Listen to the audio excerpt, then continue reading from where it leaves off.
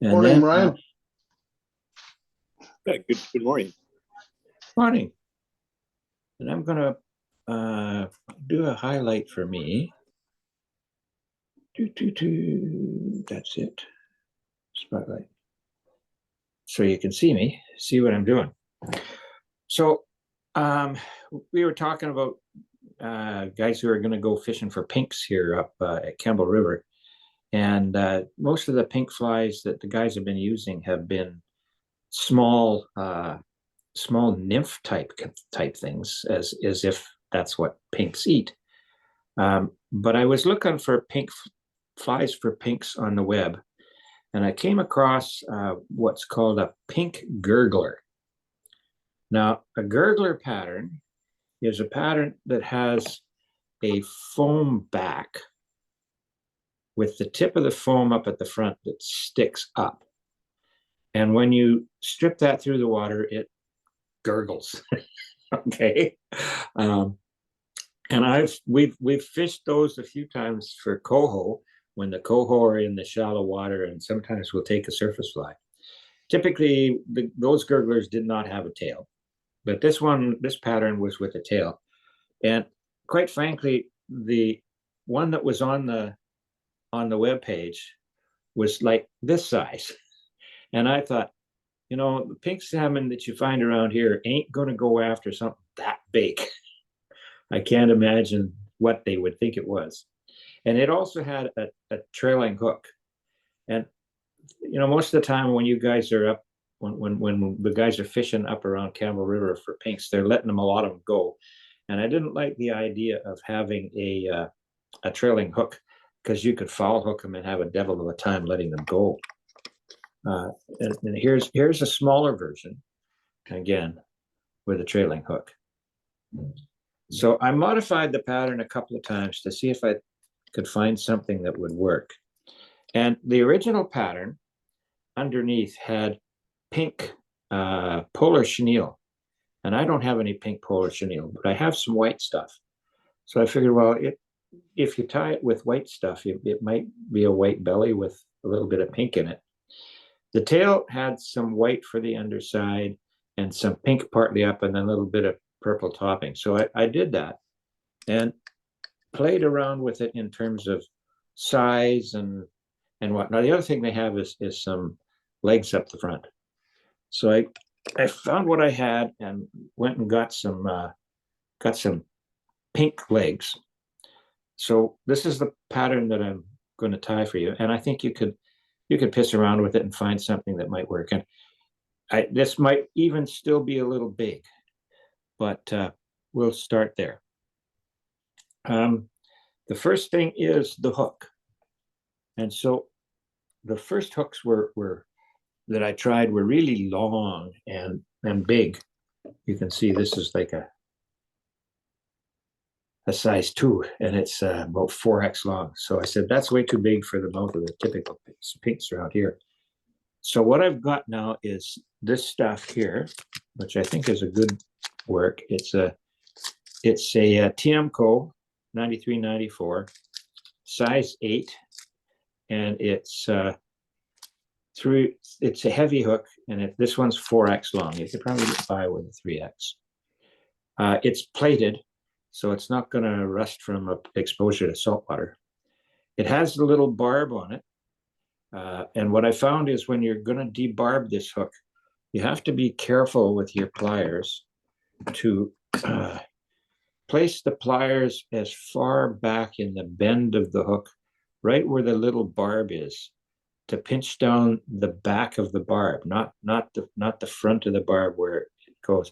Because if you have your pliers too far forward, it just breaks the barb off and it's not smooth. So you might get caught by a fisheries officer who's a picky guy who runs the thread over the hook, even though you've bent the barb down. So this one, by doing that, you get the barb to bend rather than break. To make a little more room around the gap on the hook, I've used my midge jaws on my vise to just give a little more room. So that's the first prep. And the second bit of preparation is you need some craft foam, which you can get at any craft store. This is 2mm craft foam in orange. That's the way the first pattern was tied. And I think that's so that the fishermen can see it, not necessarily the fish. And to cut that, you need a straight edge and a razor blade. So I have those just to show you. And then you cut the width of the foam to match the gap of the hook. The width of the foam is sort of the gap of the hook. You can see there, it's about the same. So you cut a stretch of it. And then that's going to be the back of your hook. For thread, I'm using UTC 140, which is the finer stuff. I tried using the 210, and I found that thread a little on the bulky side. It made the body of the fly a little fat.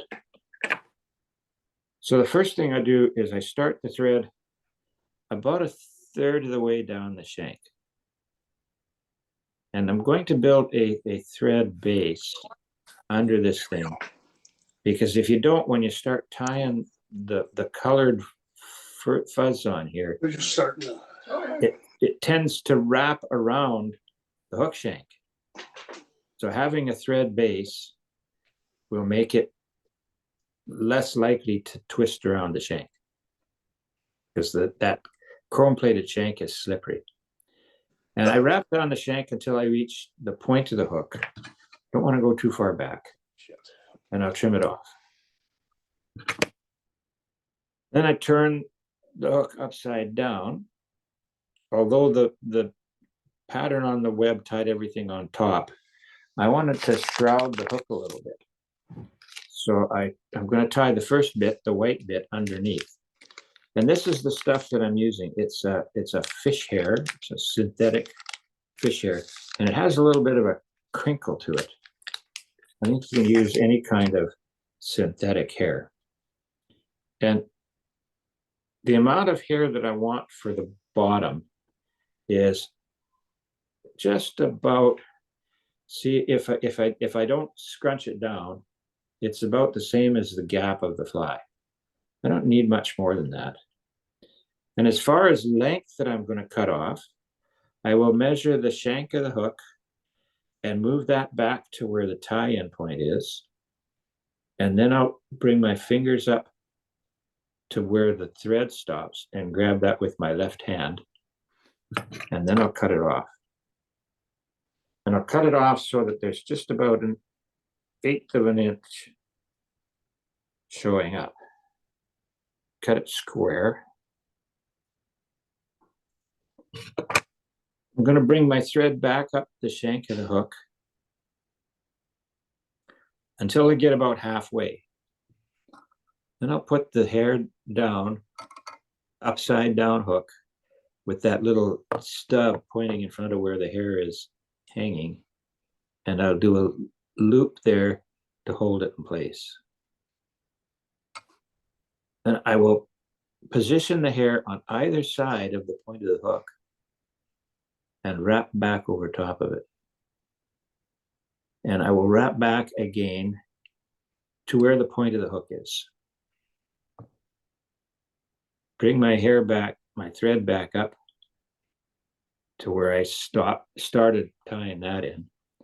And very briefly, I'm going to pull the hook out of the vise and get that hair on either side of the shank underneath, and then put it back in the vise so that the hair is out of the way. Now I see it's fairly long right now, and I'm going to trim that, but I'm not going to do it right away. I'm going to do it later because I want a ragged finish. I don't want a square end, and I'll show you how I'll do that later. So now with that thread back where I had it before, right where I started the white stuff, then I'm going to go get an equivalent product, which is not quite the same because this one doesn't have all the crinkle shape to it. This is, I think, was originally called fish hair. And It's a little bit crinkly. It's not as neat and tidy as the other stuff, but it works. So I'll take the same sort of thing. I'm going to pull it out. This is really ragged, so I'm going to do this a little bit backwards. So I'm going to, again, I want a little more than the white. I want a good chunk of paint, gap of the hook. And I'm going to do the same thing about 1/8 of an inch in front of my fingers, cut it square. I'm going to put it down on the hook shank.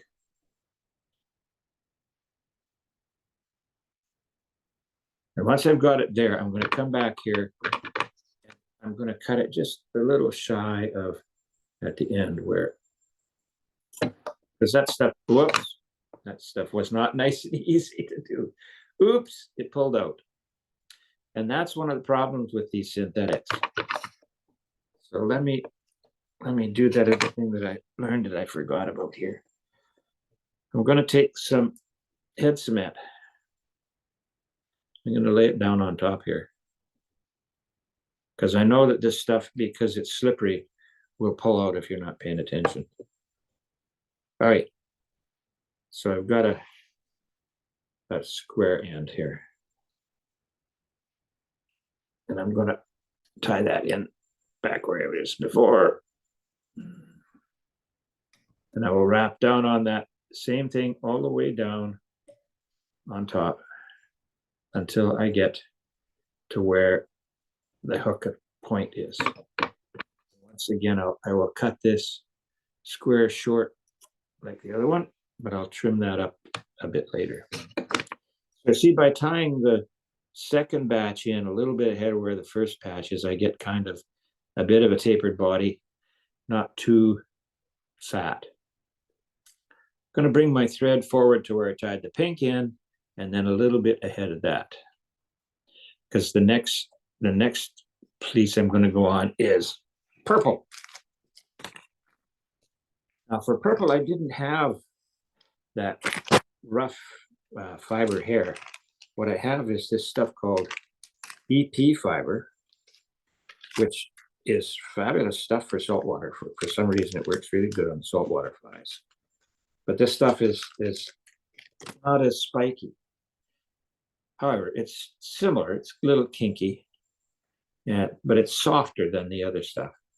And I'm not going to use a whole pile of it. I'm going to come and measure, and it'll be a little less than gap, because I just want a sort of a black topping on top of that pink. And so I get about that much. I'll do the same thing here. Cut it square.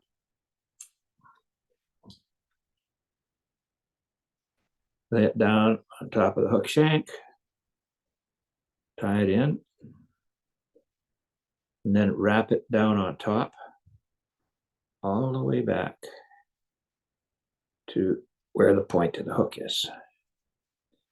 Hold it up and trim it roughly the same length as the other ones. Not as much pink on that as I'd like, but what the heck, close enough. And then the other thing that these guys have in these patterns is flash. So I've got some purple Krystal flash. And I'm only going to need about 4 or 5 strands of that, not too much. And I need it short, so I'll cut it a convenient length. And because this tail is short, I've cut about 2 lengths of tail off. So what I'll do is I'll take it and divide it half on either side of the thread, bring it up on top, and bind it down there.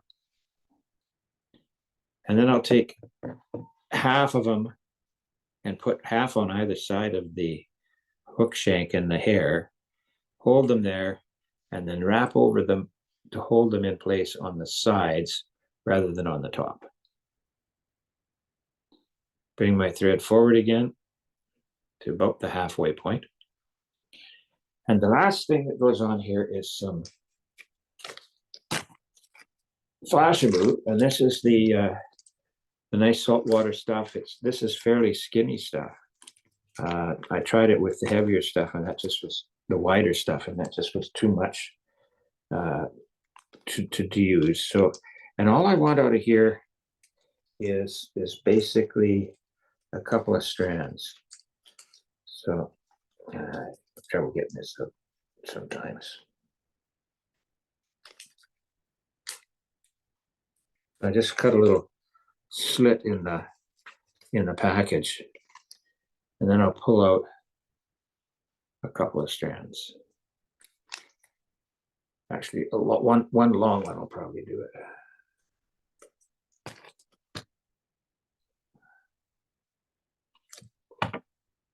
So I'm going to do the same thing as I did with the other. I'll double it over, and then I've got it doubled over. I'll put it around the thread, doubled, put it on top, and then I'll hold two of them on the one with the loop on one side, and then I'll put the other ones on the other side. Turn that off and let them sit pretty much on top, but a little bit on either side of the hook shank. So I got some on one side and some on the other. And that's just got a little bit more flash than the Krystal flash. Now that I got that done, I need to put on my body. So this is the foam, and it's, again, about a gap width. And what I'll do is I'll bring my thread forward all the way up the body till I am about a quarter of the shank length behind the eye. Not much closer to the eye than that. And to hold all this stuff down, I'm going to use a little bit of head cement again.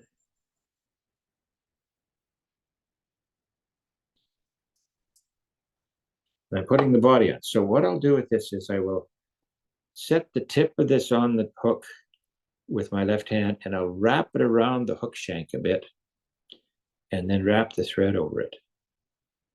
So that as I wrap back over top of the foam, you will see I am making a little tent over top of the hook shank by holding my fingers to pinch the foam around the shank. And I'm going to wrap that all the way back to the point and just a hair behind the point now. And I want to make sure that that sucker is sitting on top, right on top of the hook shank. I'll wrap forward to cinch that whole orange foam down onto the hook shank.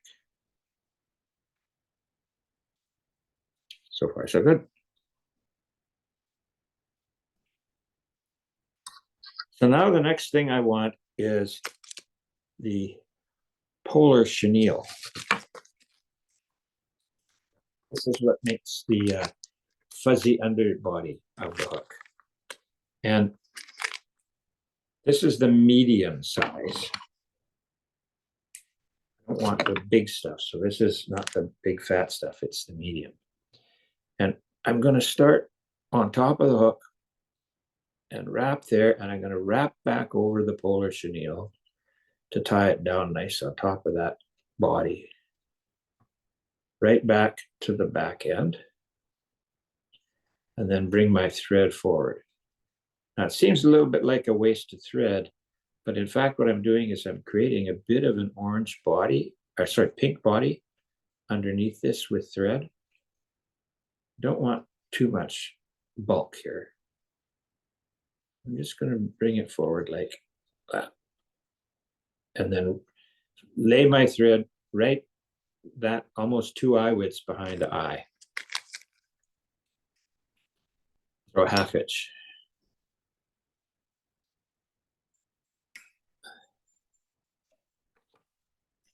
Bring my bobbin holder up. And at this point, I will use my rotary vise to wrap this polar chenille up the hook shank with a slight gap, spiral it up so you can see the pink in underneath. And because I don't want too much polar chenille, it gets too fuzzy. And when I get to there, I will hold it up. Bob and hold it out of the way. Wraps like that. Couple of wraps in front to hold it down so it's not going to come undone. And trim it off. That's the polar chenille. So this gives a bit of a pinkish underbody with a little bit of a white spiral on it, and I kind of like the looks of that. Now, the last bit of material I'm going to use is this stuff. This is the original pattern was for barred silly legs, pink silly legs, but I found this at Robinson's, and I like the color of it. So what we have is, there it is. Is when you take them apart, that's what you end up with. There's lots of this here. So I'm gonna bend it in half because I want 4 legs. So I'm gonna bend it in half and cut it. I'm gonna take the first pair of legs, wrap them around the thread, bring them up on top of the hook, and then tie them on the far side of the hook, tie them down. So they hang out that side. Take the other leg, fold that around the hook, the thread, bring it up, tie it on the near side, on the side, but so that they hang down. And I'll leave them about, for this fly, I'll leave them about that length. So now I've got the legs on, that I will take the foam and I will bend it forward from the back. Those 2 legs at the front are not holding back. I'm just going to make sure they're aiming to the back. There, that's better. Bring my foam over to where the thread's hanging, and I'll hold it there and do a loop around, not too tight, then bring my thread underneath it and towards me and pull it up so that I got this nice hump there. And I'll make 3 or 4 wraps there. Lift up the foam, and I'll build a little bit of a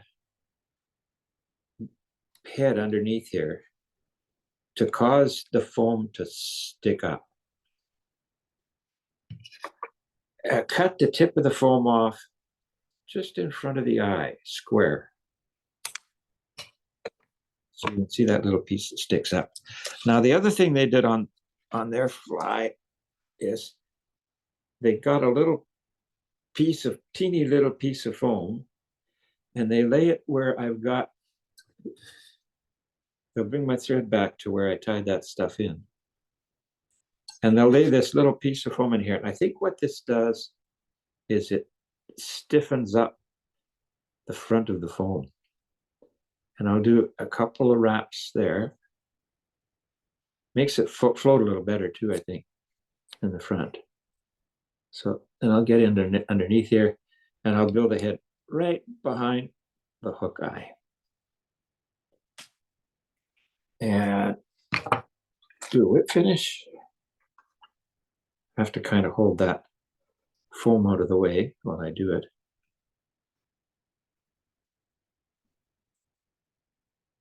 And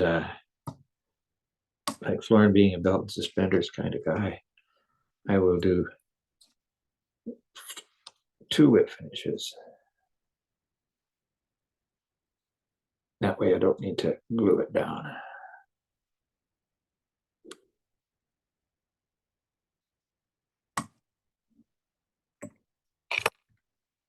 And then trim my thread out. That's almost done. The legs, you can trim them off whatever length you feel. I like a little bit of wiggle in the legs, so I'll leave them just about the same length of the body as the body.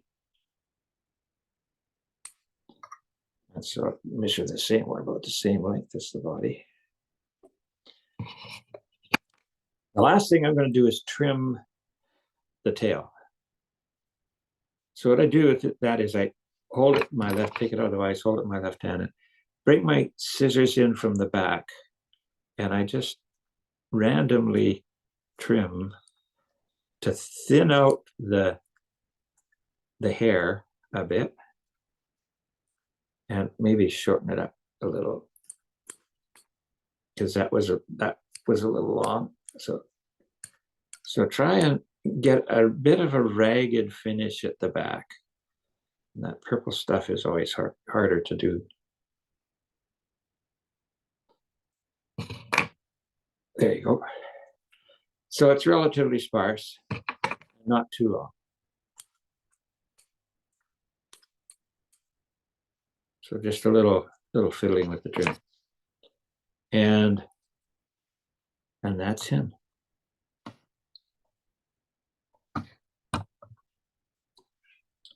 So I will stop the spotlight. Here. Dave, I'm disappointed you didn't have a barber's thinning shears. That just pointing the tips in seems to do the job. So, but so that's him. Yeah. So those of you guys who are going to go up and fish for pinks, I'd suggest you try a couple and see if the fish will come up and whack it off the surface. They do. They do? Yeah. Jack Gartside did another thing with the original Gurglers, where he took some of the Flashabou back across the back of the the foam. Top of the foam. Yep. And the reason he did that was twofold. One, to give a little bit of flash on the top so you could see the fly more easily. Yeah. But more importantly, up at the foam where you're tying it down, it protects the foam from being cut by the thread. Ah, I see. Yeah. Well, I think if you were using not if you use the UTC stuff, when you wrap forward, if you take a little bit of the spin out of it, you flatten it. It won't do that. It'll flatten the thread. Whereas if you're using regular thread like this stuff, if you're using this regular stuff, that stuff is not spun the same way, and it won't flatten out. So I think you're right. If you were using regular thread, you might have a trouble cutting the foam. Yeah. So an experimental fly, a little bit of pissing around, and there you go. Yeah, that might work well in a pool where it's not as, the pinks are schooling in a pool that's fairly flat. Yeah. Not rough water. Yeah, because this will float. There's no two ways about that. Yeah. You want a little wake, but not a whole bunch. Yeah, and the other thing is you probably don't need the extra flash on the top, because if you don't see that orange floating in the water, you're blind. Yeah. the original Gurglers that we used, you might remember, we used up at Hanina. They were sort of green or brown on the back, right? Yeah. Whereas this pink was, I think you'll have no trouble seeing it. Yeah. Oh, Gartside was actually using it. Yeah. Gartside was actually using it down in Florida around the bridges at night. Yeah. For baby tarpon and snook. So the flash was required to glint in the light. Ah. whatever moonlight you had. Well, no, he was fishing right around the pillars of the bridges Oh, so it was between the good. keys. So there Yeah. were street lights up above. I see. Yeah.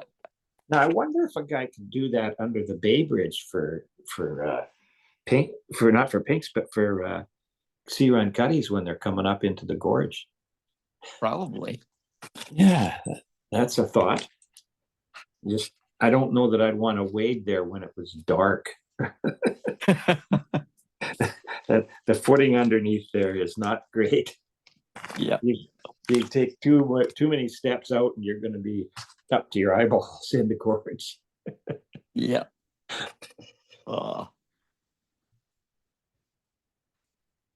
So that's it for me for this week. Is there anything else you want to see? Any more details? Dave, that was great. Thank you very much. Yeah, good. Yeah. Just something different. Again, I don't mind playing around a little bit with fly patterns.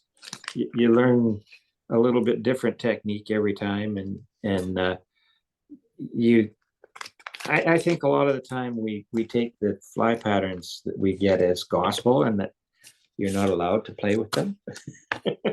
and I had fun this week. Like I had fun pissing around with different sizes of hooks and different amounts of material and stuff. So yeah, you know, I think I'm interested in giving these a go. Yeah. And I'm not sure. I might join you guys up in Campbell River. Depends on what Mohammed's going to do after the week that we're up at Honeynut, because I think that's the week after, right? When most of the guys are going up. Let me see. I think Dennis was saying the 3rd of August. Yeah, we're going to be in August from the 5th to the 9th. We're going to be in Honeynut from the 5th to the 9th of August. But I think Mohammed was talking about going up there maybe the following week. Yeah, it'll still be good fishing then. It's good the entire month of August. Yeah. I'll be keeping tabs on it, so I'll let people know. I'll go on the chat line and let people know it's on or it's off. Yeah. Yeah. But if you arrive late, you get to fish the coho.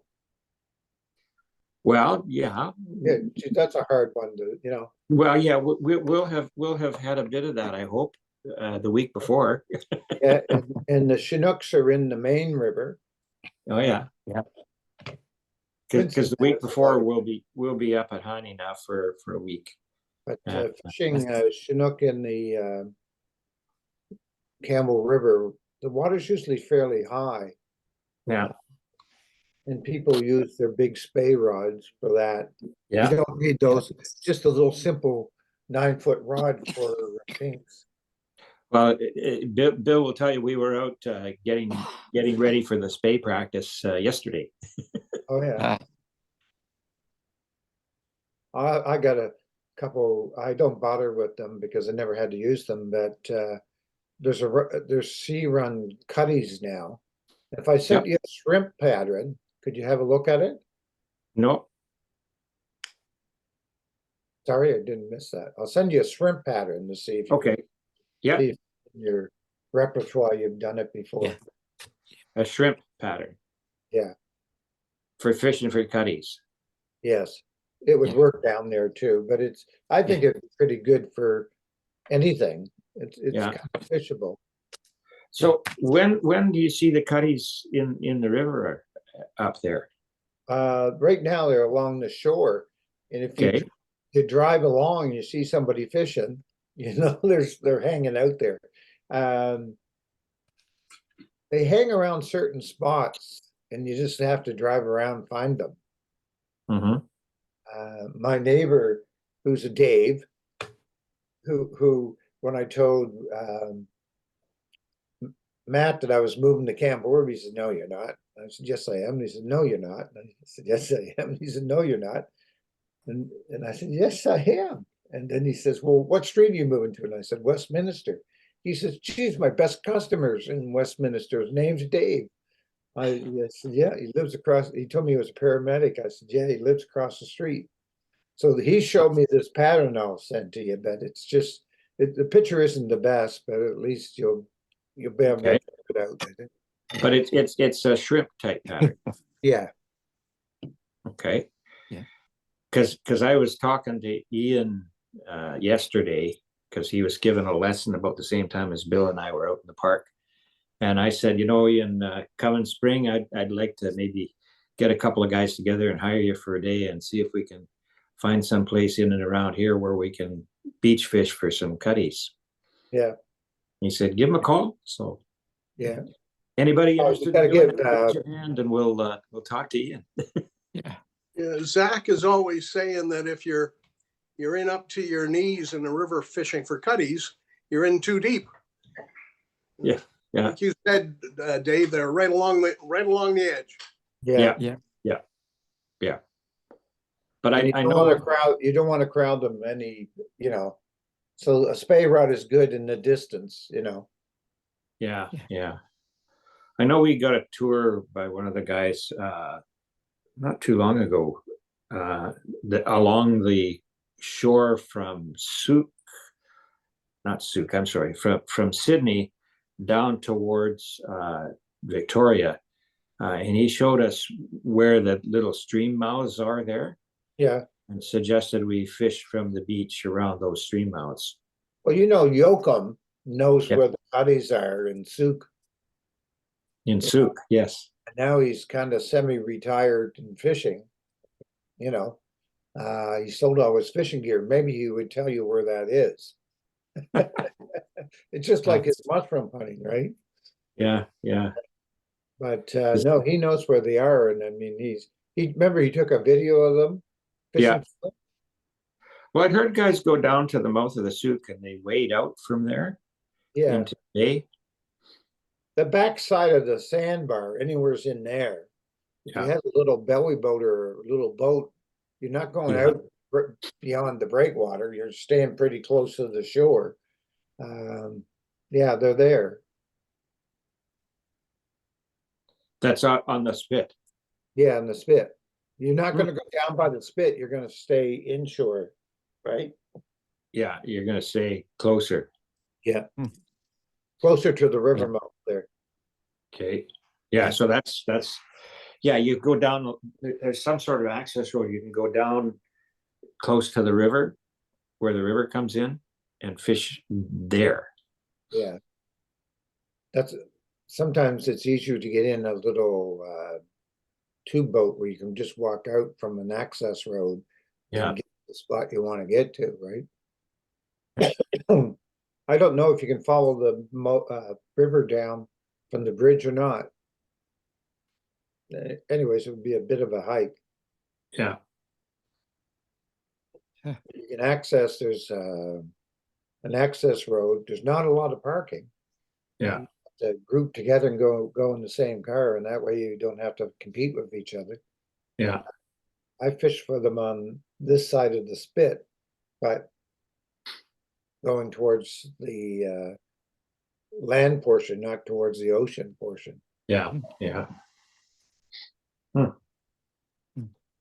And I think anytime in the next month is probably a good time from what I've read. Well, my neighbor's fishing them right now because yesterday I was out doing something. He was driving by me and he stopped in a hurry and he motored down the window and he motioned me over. He says, "These are the flies to use for cutties." He says, "I've been nailing them." So I don't know if he's going late for work or going fishing, but anyways, he barreled out here in a hurry. But he did take time to show me the fly. And I'll send you a picture of it. Sounds good. Yeah. With the gurgler. Pardon?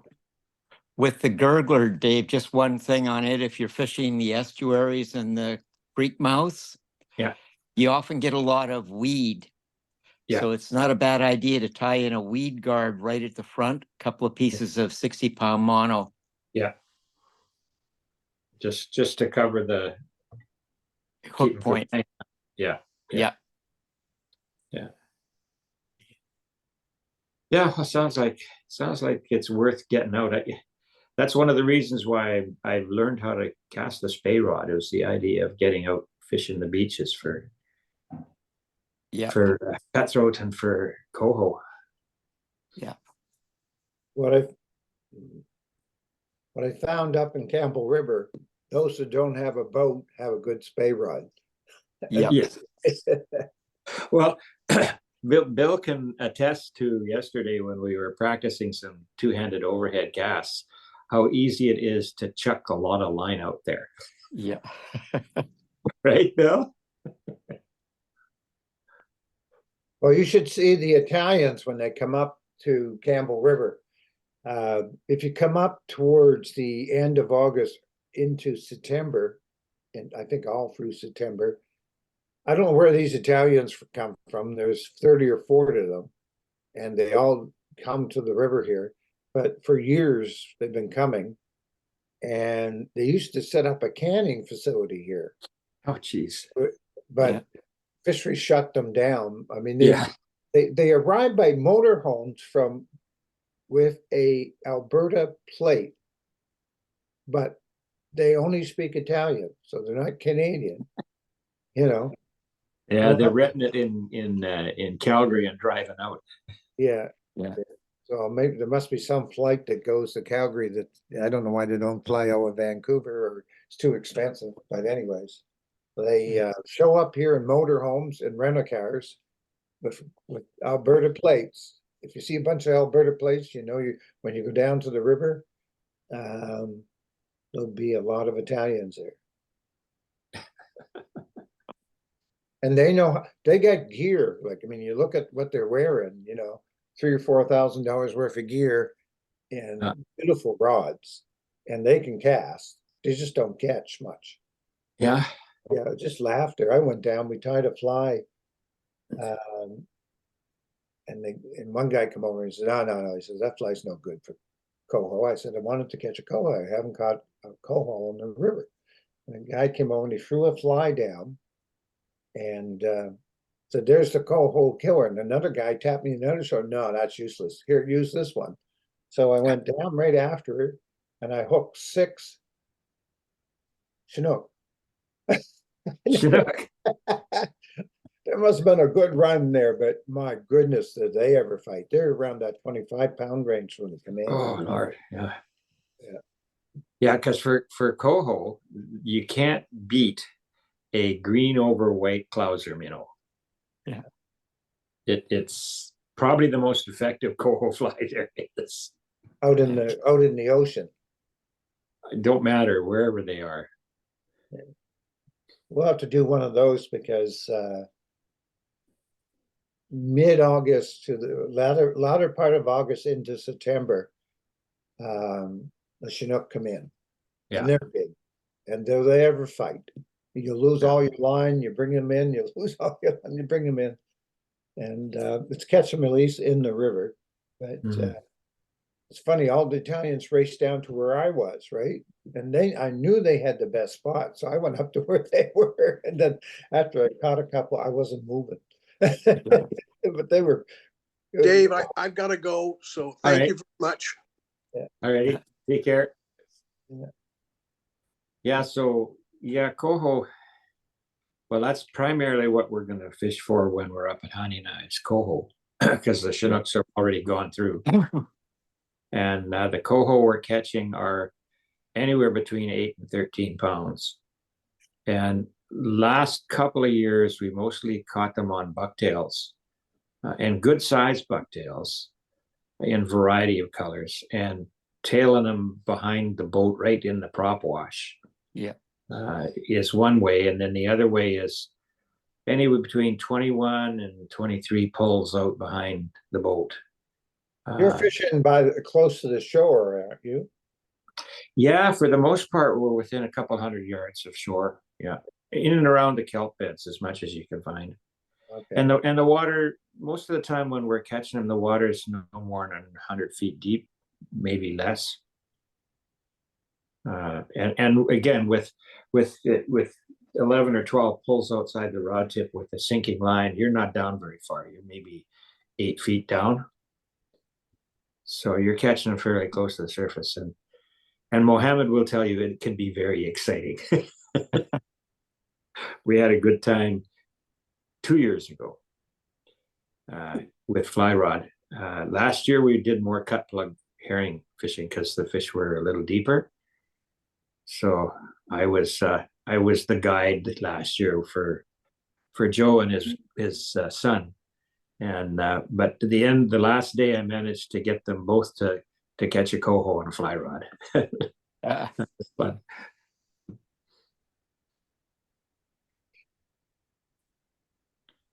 Well, thanks, So Dave. we're booked again this year. Joe's coming up from Oklahoma, and Mohammed's going up with me, so there'll be 3 to a boat. I think Mohammed and I'll take turns being guide because Mohammed's good at that too. He's done lots of guiding. Apparently, he used to run canoe trips into Algonquin Park. Ah, Yeah. You probably have all the hot spots marked on the sounder anyways, eh? Oh, hey, they're on the map. They give you a map at the lodge, and you have a radio. So whenever a guy catches a fish, he gets on the radio and tells you where he is, and you hightail it there. Because they move through, right? They come through in schools, and if you're not catching, you want to hear where they are because that's where the school is. Yeah. I mean, we had, like I say, Mohammed and I 2 years ago had an afternoon where 2 hours it was doubleheader after doubleheader after doubleheader. It was just crazy because there was a huge school in this little bay. It's funny, last year there was more fish than ever. Yes, and the difference that I noticed the last 2 or 3 years is the herring have gradually been getting bigger. Well, you know what, out Campbell River here, I just learned something yesterday. The fishery's good right now, but shortly the herring moved, and there's a lot of herring because there's a lot of ducks out there eating them because I watched them on binoculars. So I said, geez, they're eating herring. Anyways, there's a raft of them out there. I mean, a couple hundred. But anyways, the herring go down by Courtney Colmox there. Mm-hmm. They all move in a big school and they go down to Courtney Cormox, and then the fishing gets good down there. Yeah. And then they come back. Well, about 5 years ago, DFA closed the herring fishery at the Dixon entrance, which is between Rupert and Alaska. And ever since then, the herring have been gradually getting bigger and more numerous. Gee, quelle surprise. You stop catching all the damn herring. Commercial fisheries stop catching all that damn herring. Guess what happens? And the fish returns have been the coho have been getting more numerous and getting bigger. So quit cutting off the bottom of the food chain.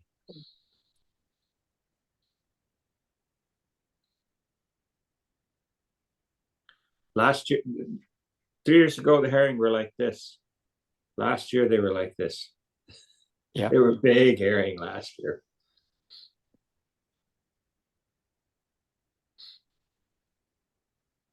What's the maximum size a herring will grow? Around 12 inches, 14 inches? I would think. I haven't seen any that are much bigger than that. We caught some good ones last year. We were using a few that were good size for herring plug cuts. Yeah, Because the guys go out and fish them with this little multi-hook rig, and they jig for them. Oh yeah. And then they bring them in, whack the heads off. Well, they don't even whack the heads off. They just stick them in the freezer, freeze them up they give them to you a bucket with ice water and frozen herring, and then you drag them behind the boat, and you got to cut them up and clean them out and hook them up properly and stick them behind a 6-ounce weight on a rod and get them down about 20, 30 feet. Remember that year? Remember that year when the wind was blowing so damn hard and we were getting pelted with rain, and we had to drag a bucket behind the boat to slow it down from being blown downwind. Yeah. That was a mooching trick. I learned how to mooch from Bill. Yeah. Yeah, it's and cut plugs. Cut plugs and how to cut plugs and how to run the mooch. Yeah.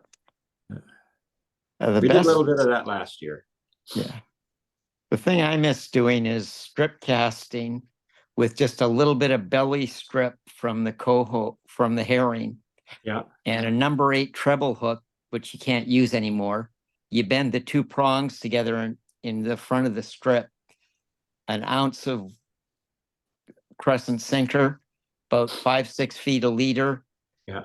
And just monofilament line, 12-15 pound line, 8 or 10 pound leader.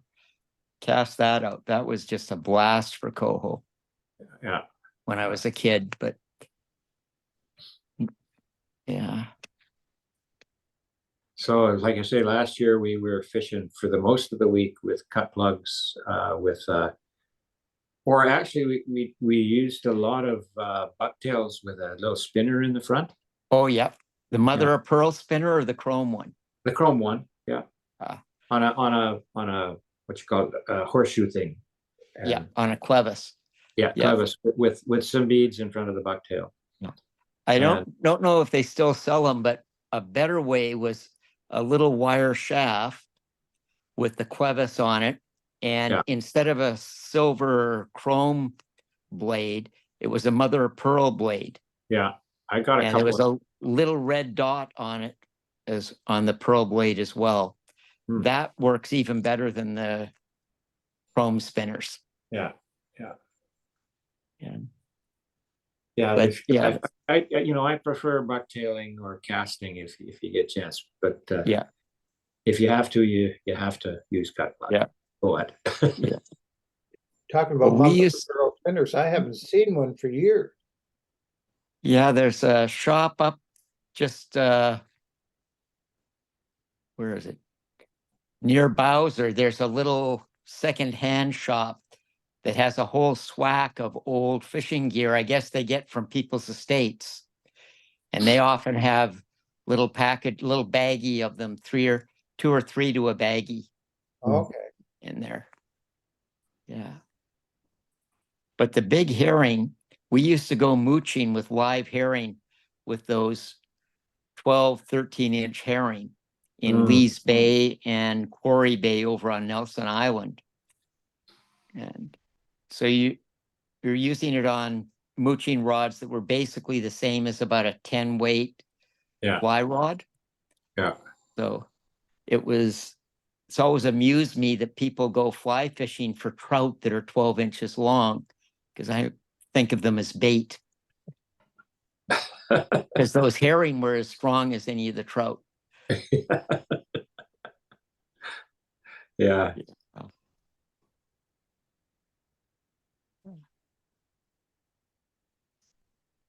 Well, good stuff, guys. Well, thanks much, Lee. Yeah, I think Florin will be back next week. I haven't had an email from him. I'll send something off on Monday and see if he's around. Yeah. And we'll see what we do from there. I sent you that email, Dave. Okay, thank you. Yeah. Okay. Take care. All righty, guys. Goodbye. Thanks, Dave.